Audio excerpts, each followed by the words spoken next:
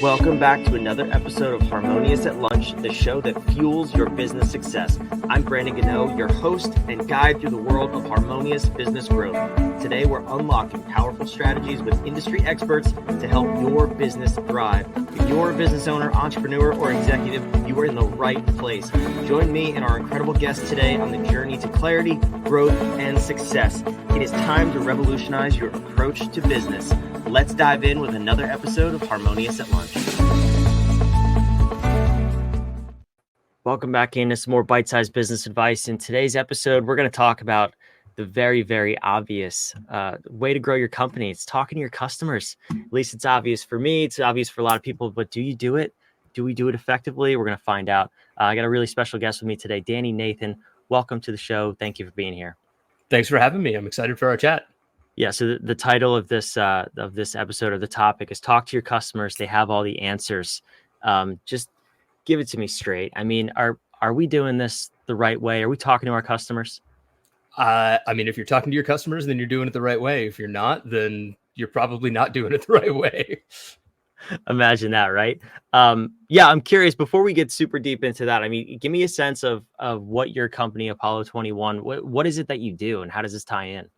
Yeah, absolutely. So I like to tell people that we sit sort of at this weird intersection between an innovation consultancy and a product design studio focused primarily on digital products. And so the way that comes to life for us is we work with our clients to help them ideate and build new digital products that ideally align to their customer needs or a customer pain point, and that will help them create a new revenue stream, expand into a new market, something of that sort. And the other side of what we do then is helping our clients understand what it means to be sort of committed to the idea of innovation and what the impacts are on anything from operations to company culture to the primary metrics that you might utilize to understand how your company is doing. Yeah, so I mean, you wove the word client and customer in there so beautifully, but it does beg the question. I mean, when people focus on innovation and new products and development, they probably tend to think internally and what's going to make the most sense for us as a company. What can we make money off of? Yes. We're talking about that intersection of let's make sure it's actually something people are going to want and they're going to use as our clients. So where do we start with this? Because we'll just assume that everybody knows it's important, but we don't do it.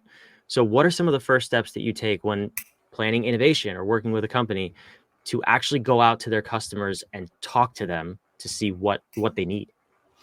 You kind of hit the nail on the head right there. It's start by talking to your customers. And depending on what the goal is or what the needs are, there's kind of a couple of different perspectives or starting points that you can begin that customer development process, sort of through the lens of. And so one might be, hey, we're a company that does X, Y, and Z. We have an idea for a new product that we think aligns to our customers' needs. Great. Go talk to them about that specific idea, understand where it aligns to their pain points, understand whether or not they believe that it's something that your company has license to publish, so to speak. And I will use that loosely, but does it make sense coming from your organization? Will they trust you to go and build that thing on their behalf?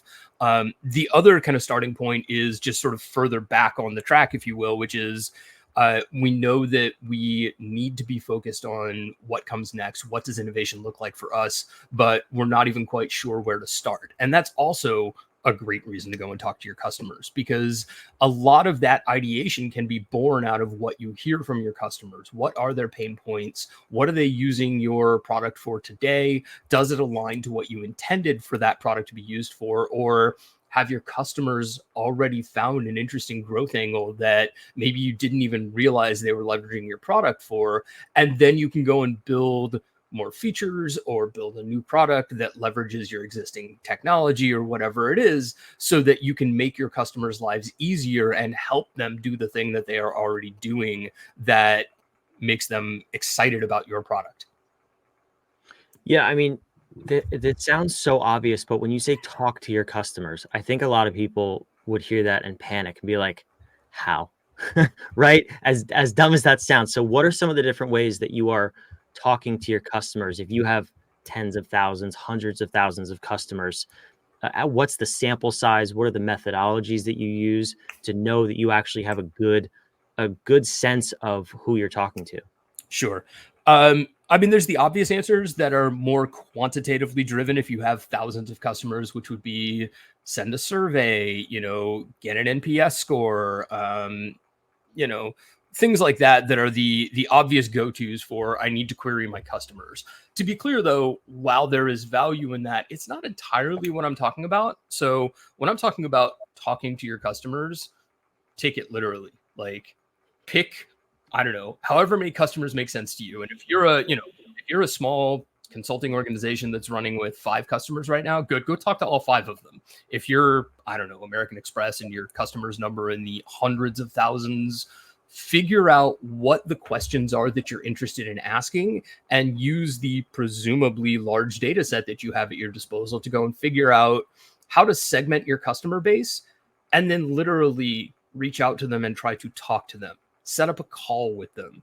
And it doesn't have to be overbearing. It can literally be, hey, John Smith, I'm so and so, a product manager at, I don't know, I'm going to run with the American Express example here, at American Express, and we're trying to learn about how our customers think about X, Y, and Z.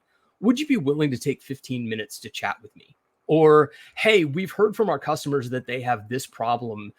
Does that resonate for you? And if so, would you be willing to give me 15 minutes of your time so that I can learn more about what that problem looks like for you and how we might be able to help you solve it?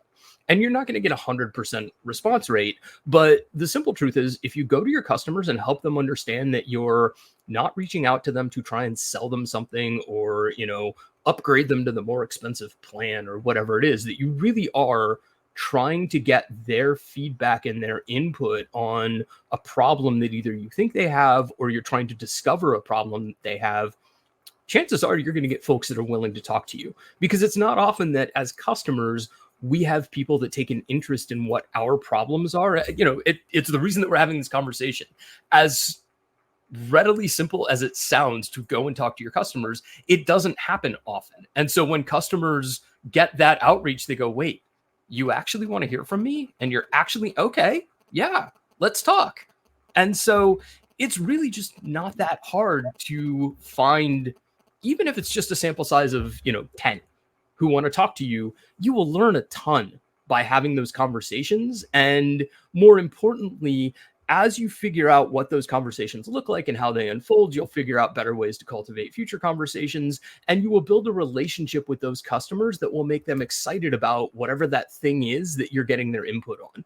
And so one of the reasons that we champion that customer development process so heavily, and we argue strongly for doing so up front, is that we learn a ton and it helps de-risk future efforts. So if the idea is that we're trying to come up with something new to go and build that will help our customers and create more revenue for our company, for example, then we want that moment and that relationship building opportunity so that we can hear from them and so that we can learn what we don't need to build, so that what we can build is focused and small and can be done quickly, as opposed to going out and spending a year building a new product only to turn around and find that, of the 10 features we launched, 2 of them are what customers are actually excited about. Yeah, which probably happens more often than not, if I had to guess. It happens all the time. Yeah, people overbuild. I'm curious, do you have an example of a client, you don't have to name names, where maybe they tried to do this before surveying their customers, and they overbuilt, and then when they started working with you and did this more properly, we'll say, they got a lot more specific? I'm hesitant to get too detailed around specific examples here, but that being said, yes, understand. we run into it all the time. And, I think that there is a moment of convincing where we have to help our clients understand why we believe there is so much value in this process. And usually by the time we sort of get them through it the first time, there's that eye-opening moment of, oh my God, they're actually willing to talk to us. And further, it benefits not only our customers, but it benefits us hugely to actually go and talk to them. Because, as I just said, more often than not, what you'll find is that the idea that you have in your head of what a customer needs to create a cohesive product offering is probably bigger than what they actually want from you. Because, inevitably the folks who are building the product, the companies that are creating the thing, have a bunch of smart people who get excited about bringing things to life that they think will help their customers. And there's nothing malicious in it. It's people trying to do good things to build awesome products for their customers. But without the benefit of those conversations, you go, oh, wow. And we could do this and we could do this. And now there's AI and it could do this. And you just end up with like a buffet line instead of a gourmet meal. And we try to get to the gourmet meal so that we can then, I don't know, serve you breakfast or whatever, however you want to carry that analogy forward. It's a terrible analogy, but it just popped into my head. Gourmet you know what? I don't know if I've ever had a gourmet breakfast. This is Harmonious at lunch, so maybe we'll say gourmet lunch, right? Fair enough. All right, we'll start with lunch. I like that. I love it. So, okay, we've talked to our customers. We know what they want, what they don't want. Let's assume we're on the right track, right? We're talking about innovation here, developing something. What's step 2? And how do we continue to keep our customers in the conversation so we, with our really smart people who get excited, don't get off track? Yeah.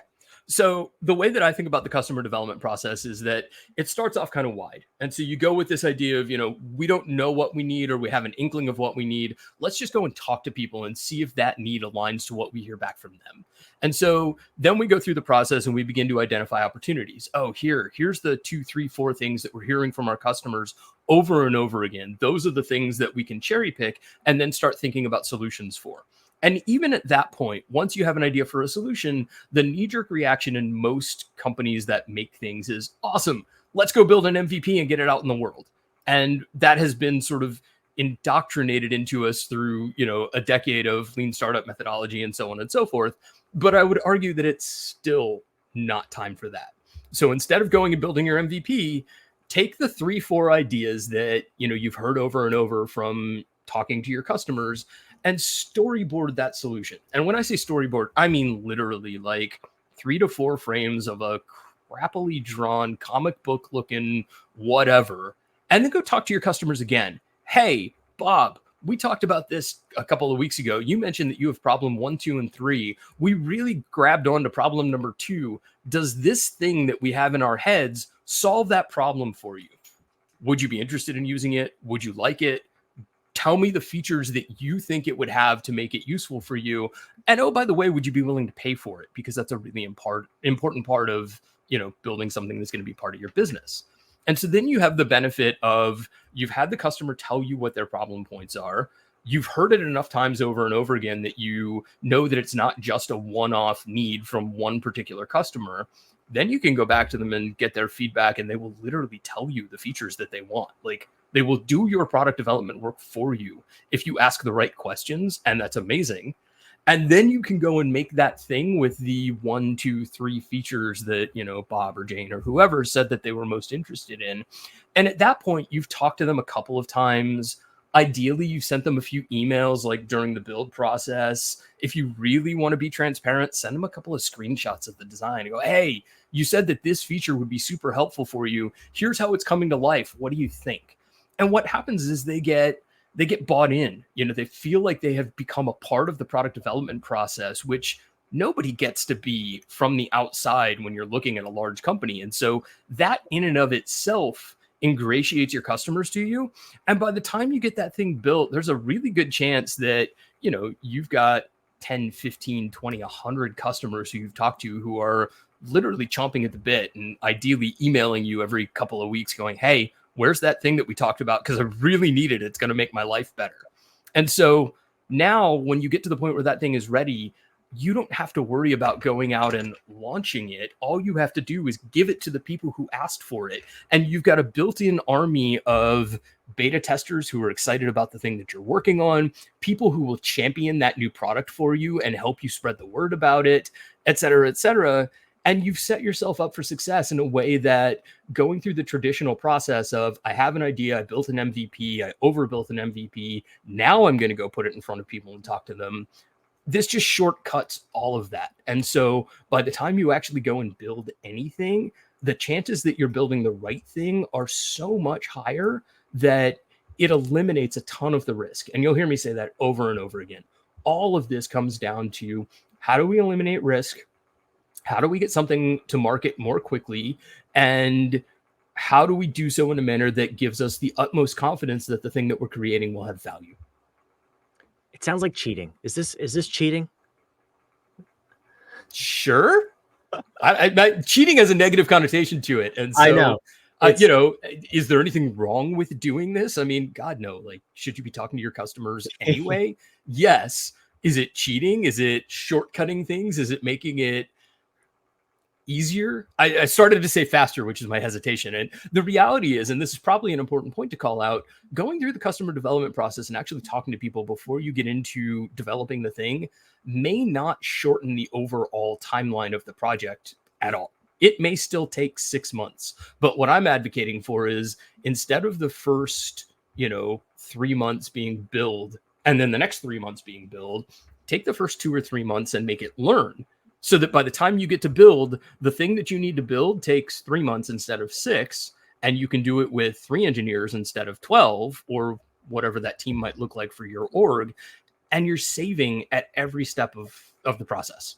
It doesn't take that many people or that much time from a team to execute on the talking to customers part of it. And the learning that you get out of it will offset the future effort of creating that thing immensely. We often sort of throw around that an hour of customer development work is worth anywhere from 5 to 10 hours on the far side when you go to build. And by that, I mean, you will save 5 to 10 hours of build effort for every hour that you spend talking to people. Yeah, it's insanely profitable. The other thing too is, you're assuming with the 6 month comparison that you're going to get it right with the first one. So if you build an MVP for 3 months and nobody likes it, well, you're back at square one. And right. What we're talking about, you're already 3 months in. So that's where the speed would come to play as well. I'm curious though, on the, I want to wrap up with this, the backside, you hinted at this with, you have beta testers bought in. It could be testimonials, raving fans, whatever you want to call them. They could be your built-in sales force. I mean, what is the power of having this? Can you give some examples from, again, maybe your clients? This is a much more positive example, so maybe this will be easier, but sure, of clients who had that built-in sales force and those raving fans that were excited to then promote the product or service rather than just launching and hope you get it well received. Yeah, I'll give you a great example. And this actually is one that I can talk about, and it's one that we executed for a client. So we had a client that is in the Western sports space. So think rodeos and cowboys and all that fun stuff, which is not usually an area where, your head immediately goes to, oh, awesome technology. But basically, we did a ton of upfront customer research, and we were fortunate that our clients gave us access to both their customers and the athletes that they were sponsoring and working with, et cetera. And so we were able to talk to not only rodeo fans, but also rodeo athletes about what was missing from the technology-driven side of their experience with the world of rodeo. And so we heard from fans over and over again, for example, that it's hard to find places to watch rodeo because it's not highly televised, especially when you get down to like the local and regional events. They were also complaining that it's really hard to sort of find your favorite athletes and keep up with them and see how they're doing day over day and things like that. And then by talking to the athletes, we also learned some really interesting things. Like, for example, athletes are often in the middle of a rodeo competition and will have no idea what their standings are, because standings at rodeos are often literally a person in the stands with a spreadsheet, like marking things down. And so there is nowhere to go and check, what is my score right now? Did I get beat by the person who rode 2 bulls later? Whatever. And so I'm describing all of this because ultimately what this effort led to was working with our client to build out a mobile app that effectively was ESPN for the world of rodeo, designed to serve both fans and customers. And had we not had the opportunity to talk to both fans and customers before we ever went and built that application, we would have built a ton of stuff that we didn't need in there. It would have become, the kitchen sink of rodeo as opposed to the ESPN of rodeo. Whereas because we had the opportunity to talk to them, we knew that athletes highly valued real-time feedback on what their standings were, and that fans really valued push notifications that told them when they could watch their favorite rider in a live stream in the app, for example, or whatever. Those are just a couple of examples of what this thing offered. But the benefit of it was that we knew exactly what to go out and build, and it made it that much easier for us to plan on what needed to get built, to create the roadmap around, okay, we're going to start, I'm making this up, we didn't actually do it this way, but you can see a world where we go, oh, okay, we're going to go and build out the fan side of the application first, and then we're going to layer in the athlete side, and then we're going to connect the two and allow them to communicate with one another, whatever. And so it makes the planning process so much easier, and it de-risks the effort all the way through, because you know exactly what you need to get built. You know exactly what the priority is for each of the users of that thing that you are creating. And it's like, I mean, to your point, it feels like a cheat code. Like, you go, oh, wow, there's no more guessing. We just know that, people want to watch live streams of their local rodeos. Cool. Yeah. Like, let's go make that happen. Right. Cheat code in a good way too. And I assume even further down the line with continued development of the product, in this case, the app, you're already in communication with the people. If they say they want something else, you can just layer it on as they say they need it. Yes. Well, and not only that, you've built a communicative audience who feels like they have the right to share with you the things that they want. So they're going to be less shy about coming to you and saying, hey, have you guys thought about this? And let's be clear, like, rodeos are cool, and I learned a ton about rodeos, but I'm not the rodeo fan who is going to a rodeo every weekend. And so having the opportunity to hear from one of those fans, it would be amazing if we could have blank, is hugely helpful for us. Because unless our client tells us, or unless we just sort of glean it from the data that we end up getting access to, that is where we need to learn. We being, my team, as far as who's going to go and then design and build the application on behalf of our client. Yeah, it's so, I said this in the beginning, it's so in your face, but we often don't do it. Yeah. And we think we know what our clients want without just saying, what do you want? This is a great episode. It's really interesting. And I'm going to throw one last thought in there. No, do it. Just to keep you going here for 1 second. A lot of the pushback that we hear from around the idea of talking to your customers is, well, what if they tell me that they want a faster horse? It's the clients don't know what they want. And in my opinion, it is our job as product people and as technologists to figure out, when somebody says to you, I want a faster horse, we then need to be the ones that interpret, oh, what you're telling me is that you're trying to get from A to B faster. And so there's no reason for your client or your customer to have this vision of, I want a faster horse. A horse might not have legs and eat hay. It might have wheels and run on gasoline, for example. But what you've said is, I want to get from A to B faster. And so what we present to you is, hi, welcome to the world of the automobile. You can now get from A to B faster. So it's two parts. It's ask your customers, and also don't be stupid. Like, use your head. Yes. I'm sorry if that wasn't explicitly clear in all of this conversation, but yes, there is the notion of, like, use your head and think about what you're hearing from them. Don't just go out and, execute willy-nilly on every single thing that they tell you. It's not a question of every single thing that you hear from your customer is going to be correct, and therefore you should build that. It's more of a question of, if you can learn from them what they want and then layer in, your own perspective around, what does my company do? What fits with our operations? How does this, impact our revenue, et cetera, then the combination of that thinking is where you really get ahead. I love it. You got to be very specific. So that's why I just toss that in there. But I appreciate it. Danny, I appreciate this conversation. Where can the listeners go and learn more about you and your company? Best place to find us is on our website. It's apollo21 right there on screen. And you will find case studies about a bunch of the different client work that I've either talked about or hinted at or whatever, including what we did and what the outcomes were and so on and so forth. You'll also find some great white papers and articles about our perspectives on customer development and what it takes to create and run companies and what it means to be innovative and all of that fun stuff. So yeah, please come check us out there. And then, of course, Apollo 21 is on all of the requisite social media, as am I. I am usually blah, blah, blah / among many. And so we are easy to track down. I love it. I appreciate you being here. This is a very, very beneficial conversation that I hope a lot of people hear and take action on. Awesome. Me too. Wherever you're watching, listening, the website's down below in the show notes, in the description. Go check it out.